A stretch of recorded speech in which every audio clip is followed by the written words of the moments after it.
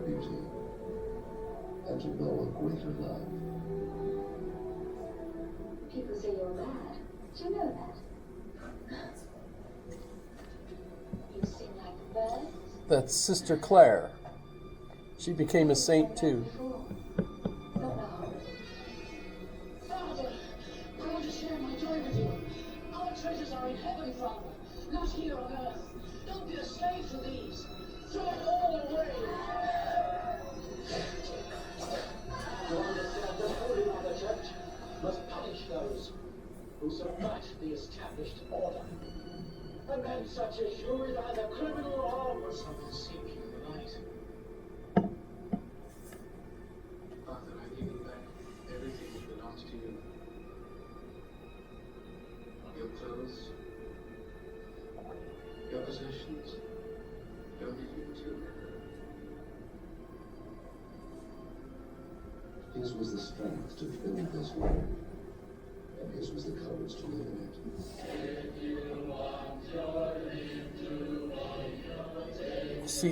You'll see Obi-Wan Kenobi in a minute.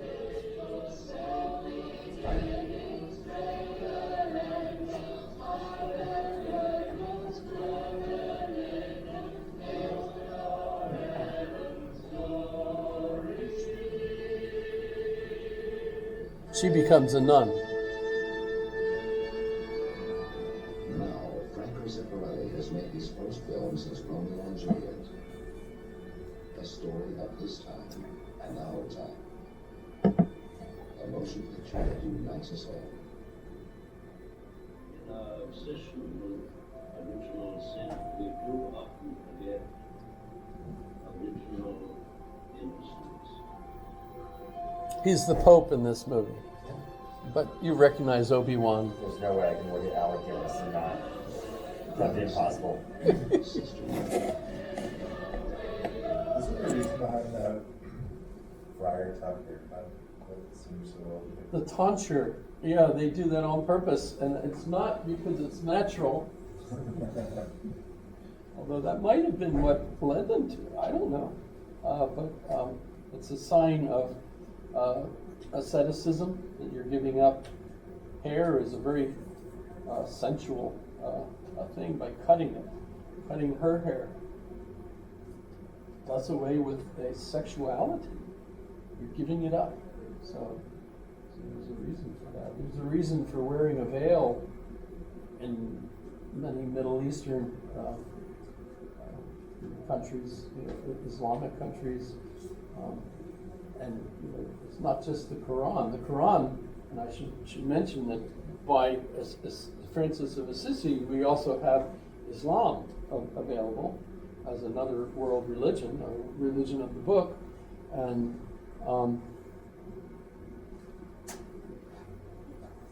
well, I mean, there's just so much involved in that too. I mean, mostly it's about sand. The Quran, the camel is like the height of property, especially a pregnant camel in the 10th month, is like the most significant piece of property a person could own. Because the camel is, you get milk from the camel. If you kill a young camel, the meat is like veal, and you get the hair from the camel that you could use to make your tent and your clothing and all that stuff, as well as transport and all that other stuff. So camel, pretty significant, pretty important part. Water is an important part of the Quran. There's more references to water. A land like this, where we have water on the tap, whatever you want to, is paradise, basically. So it's kind of, I mean, it's obviously written for that environment. However, I forget now what your question was. The haircut. Oh, the haircut. Okay, sorry. I'm at that age, everything is interrelated. Okay, so St. Francis, fascinating individual. Frankly, though, even if you just read the text of the Wikipedia, you come to realize that he was absolutely living a horrible life. was he tried to mistreat his body terribly by fasting, by beating it, I mean, even experiencing the signs of the cross and everything. So, you know, he was charismatic, but what was he charismatically teaching? To give up all attachment to life in the physical world, which that's so totally not us today. It's just, I mean, you could see a movie like the Franco Zeffirelli movie, and that was hippie. He was a hippie at that time. The way he's depicted there, this is, it was a popular movie because everyone, liked hippies, basically, at the time. And he was depicted as one. So, another one, though, is Abelard. And always you hear Heloise with them. So, 12th century couple, that's 11, whatever, right? Abelard was a professor of logic in Paris. Of course, the university system at the time, it just meant everybody went there to study with people that were teaching there. He was a teacher. His main argument was that universals do not exist. So what is a universal? All horses are animals. Is there a Platonic thing that is horseness that exists, and all individual horses are somehow participating in horseness? His argument is no, only individual things exist. So there's a significant logician, and part of what I wanted to suggest is that there's a lot of logic developing in the Middle Ages that is going to have a tremendous impact later on. And so it's not really just a dark ages, and in fact, Abelard had a lot of fun. And you can see that in a European movie, and I should give you a trigger warning because it's a European movie, and that's Stealing Heaven. And it's usually available on the web.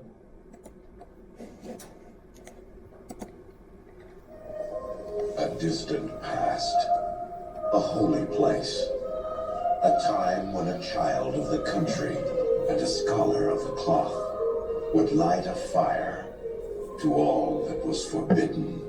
If I were to take a woman, I would be spitting in the face of God. You're a man like other men. Find it difficult to repent of this sin? Yes, Why? I love her, Father. You'll destroy each other, you know that, won't you? What the devoted worshipped, they defied. It challenges established knowledge. What the laws denied, they took. Ruin you, and he's ruined me. What heaven promised, they stole. Is the time of judgment. This isn't the only blood that will flow.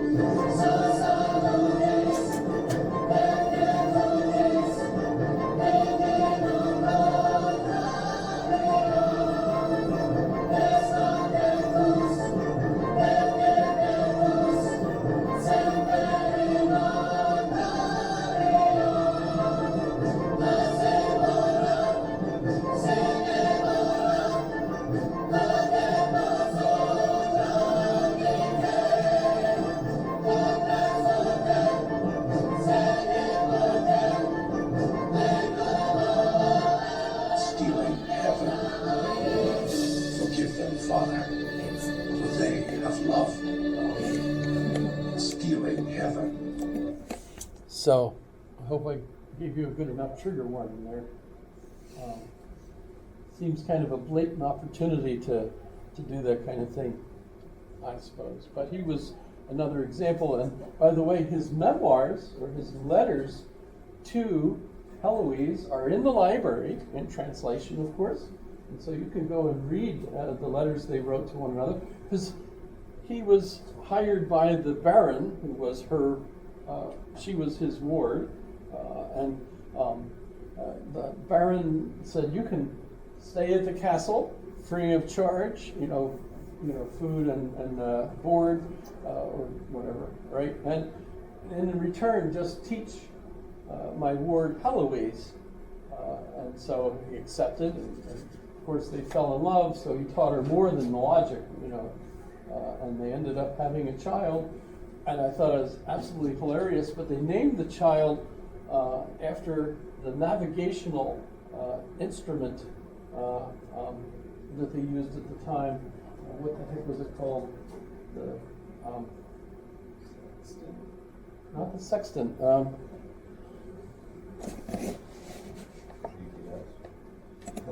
I can't. I know the word. What was the name of Abelard and Heloise's son? Astrolabe. Isn't that hilarious? Astrolabe.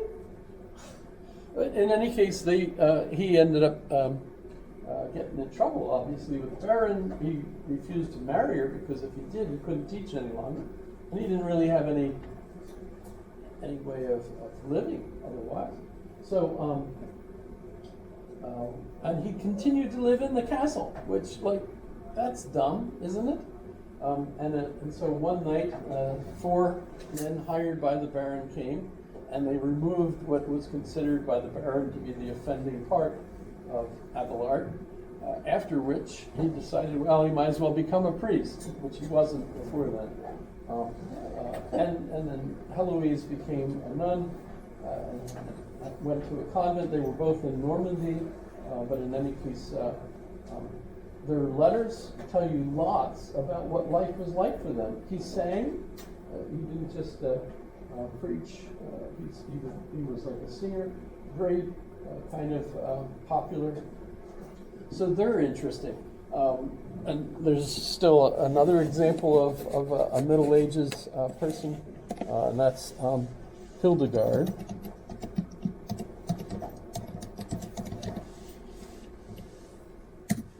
So she's another one.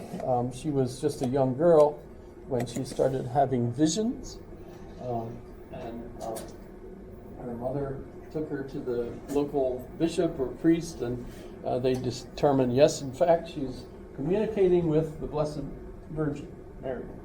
And so they put her in the convent, which was hellacious, really. If you read about them at the time, she was basically locked in a room with one other girl, with just a little window where they could give them food, and the only thing that they could hear while they were in that room, the cell, was the nuns singing in the church nearby. But eventually they got old enough, she was let out, became a nun herself, became eventually the head of the abbey, the abbess, and got in trouble with a lot of people, but she was very persuasive, dominant female, and famous for her music. And you could listen to her music still today, and it's for women singing in chorus, etc. So fun. Everybody has the quiz question for today. Was what do you think of the music of Plotinus and Augustine? And for next class, we're going to move on to St. Thomas Aquinas, which is like, even though it's 1250, it's contemporary theology, actually. Contemporary church theology is Thomist. So we'll be looking at that. And you can look at the Summa if you have a chance. Any questions? Fun? Is this fun? You don't get this in any other place, do you? I don't think so. And it all builds. We'll eventually see how it all ties into all kinds of things that we still talk about and keep accumulating. Do we just email these? Yes, I should have mentioned Saturday. Did you Saturday? By Saturday. Oh, by Saturday. Yeah, I think in the syllabus I say today, but and even if you're late for Saturday, remember I'm not interested in downgrading people. I want to give everybody an A if they want. Do we have to cite and add citations? You can if you like, but you don't have to. Okay, and it's like a research paper, or like I have to go do readings from the class. You don't, it's totally up to you. The main thing I grade is the number of words that you give me. Okay, So you can't be wrong. okay. All right. So relax and have fun with it, Okay, thank you. which is, it should be the best course you've ever had. Okay, thank you. Have a good day. You too. I was just wondering if you've seen that at Old Hall they're having the Harry Potter Symphony Orchestra. They're like Oh. playing the movie and then they're playing the Yes, music. yes, yes, yes. Yeah, I'm gonna go to that tomorrow, so. That's fun. Hopefully it'll That's be- fun. Yeah, me and my husband. Date night, so. Yeah, we haven't been to those the crowded venues since Yeah. COVID, really. Oh, that makes sense. And Yeah.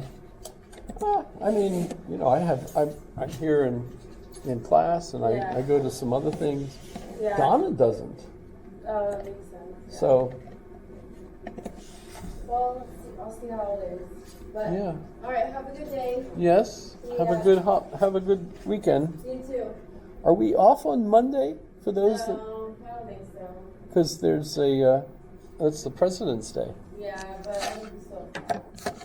Well, I mean, I didn't have to worry about it because I only have class on Tuesday and Thursdays. Yeah. But Monday, I was thinking, I haven't heard anything about it. Yeah. And for rendezvous is coming up.